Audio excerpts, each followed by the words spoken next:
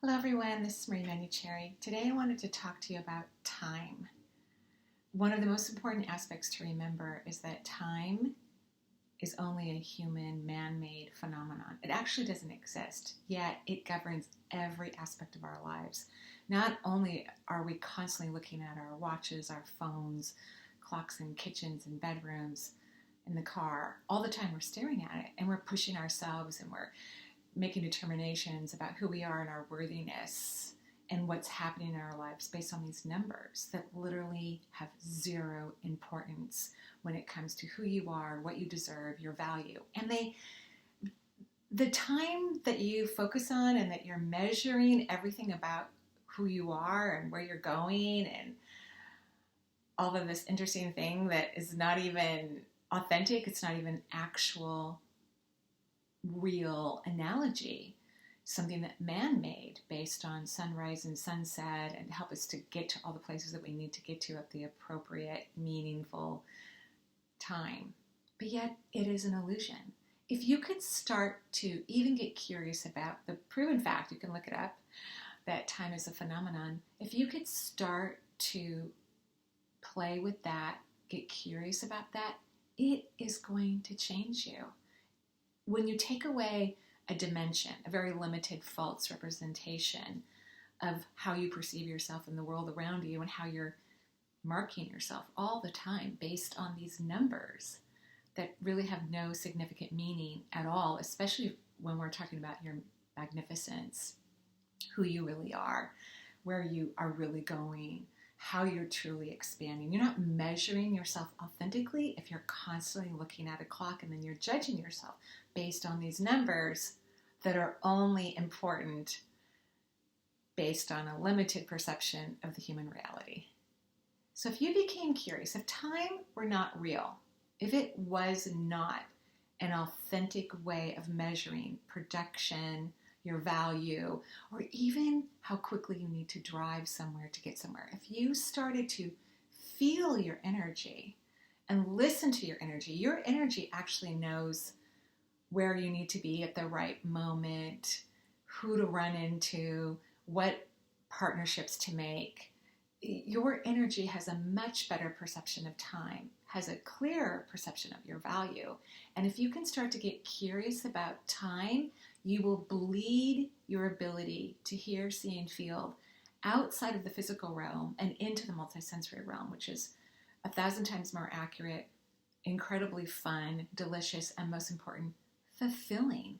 Every single time you could break away from the constriction of the human-based model of what you need to be doing and when you need to be doing it, you will move into a more expansive place of life where you will do things very differently. You will experience life very differently because you're going to get curious and you'll get out of this prison that humanity has created that keeps humans in line. I wonder what that would be like for you. So on top of getting rid of the clock and the watch, I haven't worn a watch for I don't know how long. They actually break on me. Watches will break. It doesn't matter how much money I spend on them for over 20 years. I haven't been able to wear a watch. Of course, we all have phones now. And the time is, as soon as you pick up your phone, it tells you what time it is. And it puts you in this very limited perception of who you are, what's going on, what your possibilities are, because it's noon, or it's 2, or it's 4 in the morning, and you have a perception about who you are and what you can be during these certain times that are happening in a 24-hour period. What would it be like if you stopped looking at the clock that way? What if you all together, every time you pick up your phone, I happen to have mine right here, every time you pick up your phone and you turn it over and you look at it and it gives you a number, what if you didn't look at the number? Could you give yourself a week or 2 where if you wake up in the middle of the night, you don't look at the clock? When you're cooking in the kitchen, do not look at the clock. When you're driving in the car, do not look at the clock. You know what time it is. You looked at it probably 5 minutes ago. So I know you're going to look at it. Maybe let's make it once an hour instead of every few minutes. So you stop gauging yourself and judging yourself based on something that's not even a part of reality. I mean, the true scientific perspective of time is an illusion. It doesn't exist. If you can start to let go of that and dissipate your dependence on these numbers telling you what you should be doing and who you are because of the time of day or night, you are going to emerge in a more expanded consciousness. So that would be step one. Stop relying on time. I think you'll find out that you will show up at the destinations that you want to go to at the perfect moment. You'll be surprised. You'll probably get there a little early. Or maybe it's okay that you arrived late. Maybe everyone's not ready for you to be there on time based on your clock, your phone, your watch. But there's a whole nother realm of time that is actually much more accurate. And if you start to follow it, first of all, you're going to release anxiety and stress, because we know how much stress that is on humanity to show up at the places we need to show up at the right time, moving through traffic and answering phone calls and text messaging and all the things that we're doing these days. You could show up at the perfect time, and you'll start to relax and sit in your body and listen to your biorhythms, your natural ability to hear, see, and sense the world around you in a way that reflects. You're hearing Charles walking around the house today. He's not at doggy daycare, but the camera's too high for you to see him, I think.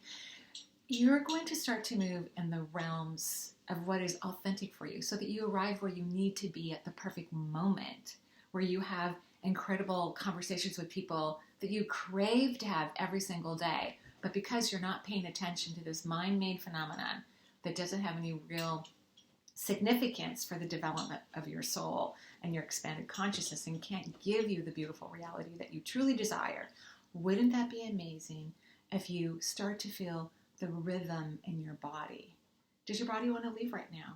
Does it want to read a book right now? Does it want to meditate? Does it want to take a nap? Does it want to work right now? So many people are working from home, and I think some of those people have options to work at different times of the day.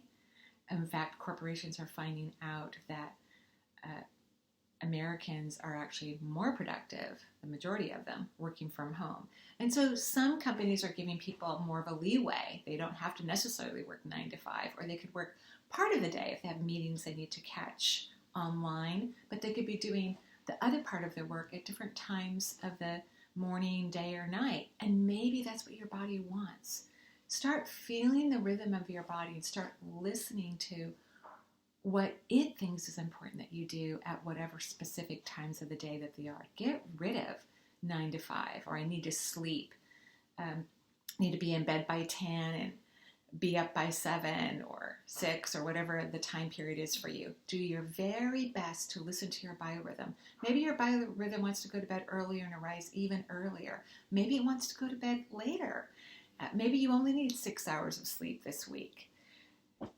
Listen to your body. Start feeling what the message they are communicating to you, because that's going to put you in balance. That's going to allow you to be open to hear and see and feel the multisensory world. In fact, one of the first things that a human being could do to start to move into the authentic perception of what is in our best interest and when we could be in a place where we meet other people that are also in our best interest comes from your biorhythm and ignoring the clock. It's a prison. It's literally a prison. So that's one thing I want you to work on, because I think that's really healthy. It's a very important point. I know most people, when they have their awakenings in their life, one of the first things they start to do is they start to ignore man-made time. It's not important to them anymore. It's not viable. And you look at the clock at the appropriate moment when you need to. It's not like this thing that's yelling at you. The other thing that I'd love for you to get curious about is to continue, if you have, communicate to the multisensory world. Talk to trees, the stars, the sun, the moon, animals. Start to communicate with the multisensory world. Things that we think we can't see or we don't believe are real for us, they're considered myths. But as you let go of time and you start to expand into the multisensory world, you become clearer and clearer that you're not alone. You live in this very vast, popular, compassionate time-space reality. And when you start to communicate, avoid words that reflect time, because it is not a real, it's not real, it's an illusion. And it isn't a confusing truth outside of the physical realm. So the physical reality never looks at time, ever.